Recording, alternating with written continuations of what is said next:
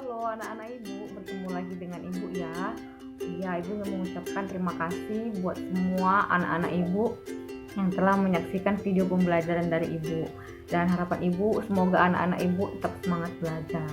Nah, anak-anak ibu, jika pada pertemuan sebelumnya kita telah belajar tentang jenis lembaga sosial, yaitu lembaga keluarga yang memiliki 7 fungsi dan juga lembaga agama yang mempunyai 8 fungsi. Maka pada hari ini kita akan belajar 3 lembaga berikutnya, yaitu lembaga ekonomi, lembaga pendidikan, dan juga lembaga politik. Oke anak-anak ibu, lembaga ekonomi itu penting kita bahas karena memang dalam kehidupan ini kita manusia selalu berusaha untuk memenuhi kebutuhan hidup kita. Misalnya kebutuhan akan makanan, minuman, dan pakaian. Kemudian lembaga pendidikan, lebih pada zaman sekarang ini anak-anak ibu ya, pendidikan itu merupakan hal yang sangat penting karena melalui pendidikan kita bisa mendapatkan ilmu yang akan kita manfaatkan, yang akan kita aplikasikan dalam kehidupan kita nantinya di masyarakat.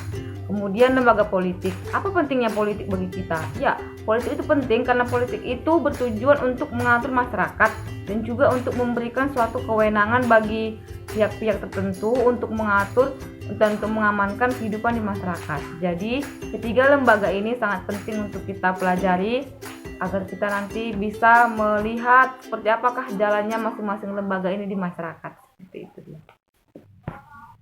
Baik, anak-anak ibu, yang pertama kita akan belajar tentang lembaga ekonomi. Dalam kehidupan sehari-hari, kita selalu berusaha memenuhi kebutuhan kehidupan, misalnya makanan. Lahirnya lembaga ekonomi berasal dari usaha manusia untuk memenuhi kebutuhannya untuk mencapai kesejahteraan. Anak-anak ibu, contoh lembaga ekonomi yaitu bank dan pasar. Sebelum kita bahas tentang fungsi lembaga ekonomi, terlebih dahulu ibu ingin menjelaskan bahwa dalam ekonomi terdapat 3 jenis kegiatan. Kegiatan yang pertama yaitu produksi. Merupakan kegiatan menghasilkan barang atau jasa atau menambah nilai guna suatu barang atau jasa. Contohnya, petani mengolah lahan pertanian untuk menghasilkan padi. Nah, kegiatan ini dapat kita sebut sebagai kegiatan produksi. Kegiatan yang kedua yaitu distribusi. Merupakan kegiatan penyaluran barang atau jasa dari produsen kepada konsumen. Contohnya, toko, grosir, dan pedagang eceran. Jadi, mereka ini adalah perpanjangan tangan atau perantara antara produsen kepada konsumen. Kegiatan ekonomi yang ketiga yaitu konsumsi. Merupakan kegiatan memakai atau menghabiskan kegunaan setiap barang, baik secara berangsur-angsur ataupun sekaligus habis. Contohnya, mengkonsumsi makanan. Anak-anak ibu, sekarang kita masuk kepada fungsi lembaga ekonomi. Fungsi yang pertama yaitu memberi pedoman untuk mendapatkan bahan pangan. Artinya, lembaga ekonomi mengatur pemenuhan bahan pangan masyarakat melalui kegiatan produksi, distribusi, dan konsumsi. Seperti gambar yang kita saksikan sekarang ini, kegiatan jual beli di pasar yang dilakukan dalam rangka pemenuhan kebutuhan pangan. Fungsi ekonomi yang kedua yaitu pedoman melakukan pertukaran barang atau jasa atau yang lebih sering kita kenal dengan barter. Melalui lembaga ekonomi, masyarakat melakukan pertukaran barang atau jasa. Contohnya seperti foto atau gambar yang kita saksikan berikut ini. Ibu mendapatkan beras dengan cara membelinya atau menukarnya dengan sejumlah uang. Fungsi ketiga dari lembaga ekonomi yaitu pedoman tentang harga jual beli barang atau jasa. Melalui lembaga ekonomi terjadi kesepakatan harga jual beli barang atau jasa. Tawar-menawar dilakukan untuk mendapatkan harga yang sesuai antara pedagang dan pembeli. Seperti contohnya pada gambar berikut ini, tawar-menawar harga sayur di pasar. Fungsi yang keempat anak-anak ibu yaitu pedoman untuk menggunakan tenaga kerja. Lembaga ekonomi menggunakan tenaga kerja untuk menghasilkan barang atau jasa. Tenaga kerja merupakan salah satu hal penting dalam proses produksi.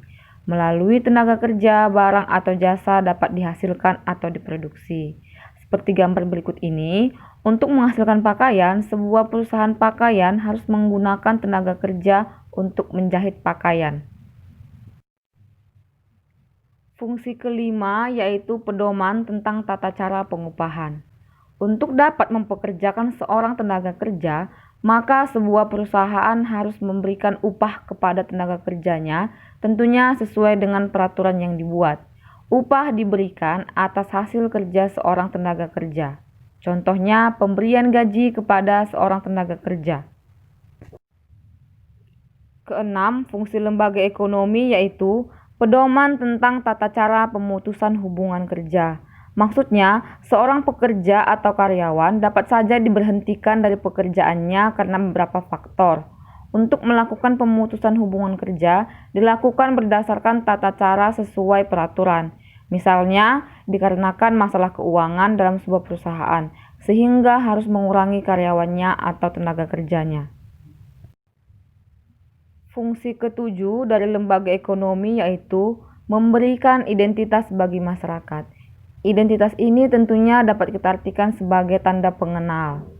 Lembaga ekonomi dapat menjadi tanda pengenal suatu masyarakat. Misalnya, dalam suatu masyarakat, lembaga ekonomi yang ada adalah pasar tradisional yang diselenggarakan dalam waktu tertentu, misalnya sekali seminggu. Tentunya anak-anak ibu, dalam pemenuhan kebutuhan sehari-hari, masyarakat mendapatkannya di pasar tersebut yang hanya buka sekali seminggu dan akan sangat berbeda dengan masyarakat yang lebih modern karena mereka memiliki pasar modern yang bukanya setiap hari, contohnya swalayan. Lembaga berikutnya yaitu lembaga pendidikan.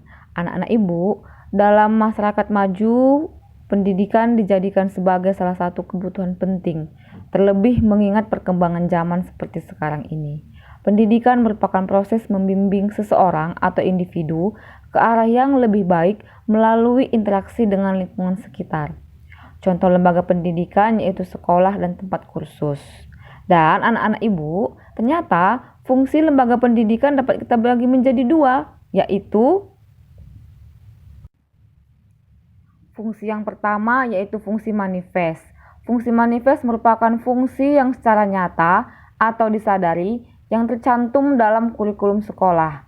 Berikut ini merupakan fungsi manifest dari lembaga pendidikan. Fungsi manifest yang pertama yaitu mempersiapkan seseorang untuk mencari nafkah. Maksudnya anak-anak ibu, dengan berbekal ilmu dan keterampilan yang diperoleh dari lembaga pendidikan, diharapkan seseorang itu siap untuk bekerja. Misalnya, seorang yang telah menempuh pendidikan sarjana lulusan arsitek diharapkan bisa bekerja sebagai arsitek. Fungsi manifest lembaga pendidikan yang kedua yaitu mengembangkan bakat demi kepuasan pribadi dan bagi kepentingan masyarakat. Lembaga pendidikan selalu berusaha mengembangkan bakat seseorang untuk meningkatkan kemampuan dirinya serta untuk menjawab kebutuhan masyarakat. Contohnya, peserta didik diberikan pelatihan olahraga agar dapat mengembangkan bakatnya di bidang olahraga. Fungsi manifest yang ketiga, melestarikan kebudayaan masyarakat dengan mengajarkan beragam kebudayaan yang ada di masyarakat. Lembaga pendidikan juga turut melestarikan budaya masyarakat dengan mengajarkannya melalui kurikulum sekolah. Contohnya, seorang peserta didik diajarkan untuk mengenal budaya masyarakatnya melalui program kreasi budaya antar sekolah. Fungsi manifest yang keempat yaitu menanamkan keterampilan yang perlu bagi partisipasi dalam demokrasi. Maksudnya, peserta didik dilatih untuk bisa memahami hak dan tanggung jawabnya di lingkungannya. Misalnya, pentingnya menghargai teman atau orang lain dan tidak membedakan sesama peserta didik di sekolah. Fungsi yang kedua dari lembaga pendidikan yaitu fungsi laten.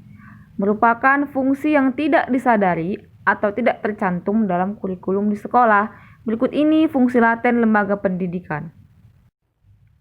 Fungsi laten yang pertama yaitu mengurangi pengendalian orang tua. Karena memang anak-anak ibu pada dasarnya di sekolah yang berperan untuk mengajari seorang peserta didik adalah seorang guru. Fungsi laten yang kedua yaitu mempertahankan kelas sosial. Sekolah mengajarkan kepada peserta didik untuk menerima perbedaan status di masyarakat dan menghilangkan perbedaan kelas sosial berdasarkan kelas sosial peserta didik di masyarakat. Contohnya anak ibu, sekolah mengajarkan anak untuk tidak membedakan teman di sekolah. Mereka adalah sama peserta didik tanpa dibedakan berdasarkan status sosialnya di masyarakat. Fungsi yang ketiga yaitu memperpanjang masa remaja. Maksudnya, dengan menempuh pendidikan, seseorang menunda masa dewasanya karena harus menyelesaikan pendidikannya dibandingkan dengan berkeluarga. Misalnya, sekolah ikatan dinas, mereka tuh anak-anak ibu mewajibkan seluruh peserta didiknya itu untuk tidak terlebih dahulu menikah. Lembaga sosial berikutnya yaitu lembaga politik. Politik adalah proses pembentukan dan pembagian kekuasaan dalam masyarakat yang antara lain berwujud proses pembuatan keputusan, khususnya di dalam sebuah negara. Lembaga politik mengatur pelaksanaan dan wewenang yang menyangkut kepentingan masyarakat. Contoh lembaga politik yaitu MPR dan DPR. Baik anak-anak ibu, kita akan masuk kepada fungsi lembaga politik. Fungsi yang pertama yaitu memelihara ketertiban dalam masyarakat. Lembaga politik bertindak sebagai penegak hukum yang menyelesaikan konflik dan memberikan pelayanan di masyarakat agar masyarakat tertib dan aman.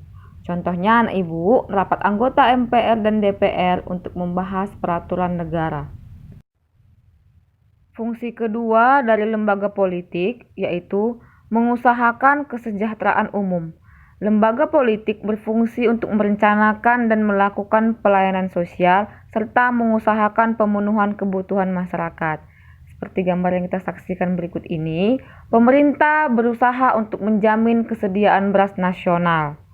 Kemudian, pada gambar yang berikutnya, kita saksikan ada Menteri Pendidikan kita yaitu Bapak Nadiem Makarim. Melalui Kementerian Pendidikan, pemerintah juga memberikan pelayanan dalam bidang pendidikan. Dalam bidang kesehatan, seperti yang kita ketahui, semenjak adanya virus corona, pemerintah membentuk Satgas untuk menangani pelayanan kesehatan khusus bidang COVID. Baik anak-anak ibu, demikianlah video pembelajaran kita hari ini. Dan anak-anak ibu, kita review sedikit ya materi kita hari ini.